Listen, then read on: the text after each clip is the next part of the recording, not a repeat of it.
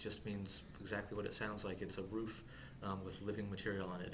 They're also sometimes called living roofs, which is actually my favorite term for them because it kind of evokes a living experience as opposed to something that's kind of dead and hard and urban. So a green roof is a living roof. There are a variety of benefits to using living roofs. One is that they slow and reduce stormwater.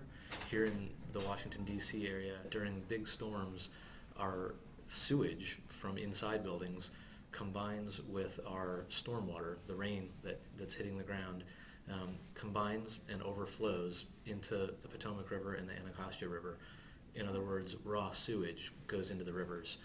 So by having plants on a roof absorbs some of that rainwater that would otherwise just run through the downspouts and into the storm system. Instead, it gets transformed into living plants.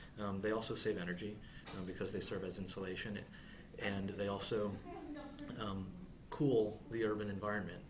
In our case, in a city where there's a lot of paved area, hardscapes, the outdoor temperature tends to be higher here than it is in the suburbs, and that's because we have more impervious surface. The fact that they save energy means that they contribute to helping to slow climate change. That's a little bit less greenhouse gas emissions that are adding to global warming. Also help reduce waste. A typical commercial roof is designed to last about 20 years. Green roofs last 40 or 50 years. So all of the solid waste materials that get produced when you replace a roof those are avoided from going to a landfill. Landfills produce methane, which is a greenhouse gas 23 times more potent than carbon dioxide. The main financial consideration with a green roof compared to a conventional roof is that it costs more first cost, but long term it saves money, and that's common with sustainability projects. Green roofs definitely pay back, particularly here in DC because we now pay what's called an impervious area charge. They want to incentivize taxpayers to reduce stormwater because right now Washington DC is in dire need of improved stormwater management facilities. An impervious area charge is charged to residents as well as commercial entities or nonprofits like the university.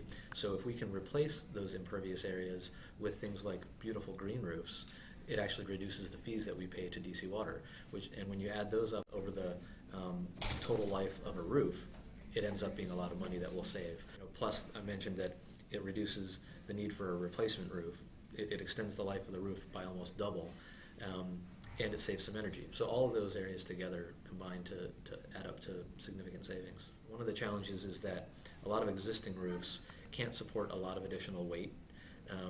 And the weight comes from the growing media that you install for the plants to grow on.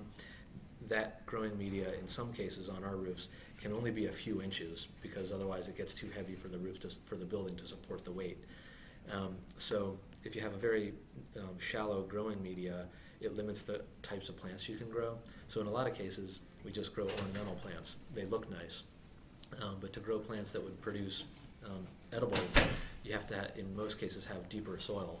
If you can't have deep soil, you can still grow things like herbs. So that's what we're considering in one spot on campus where the Bon Appetit food services would be able to grow some herbs that they would be able to use in the terrace dining room, and they would grow the herbs themselves on a roof on campus. We have huge potential all over the city to transform dead urban spaces into lively urban agriculture.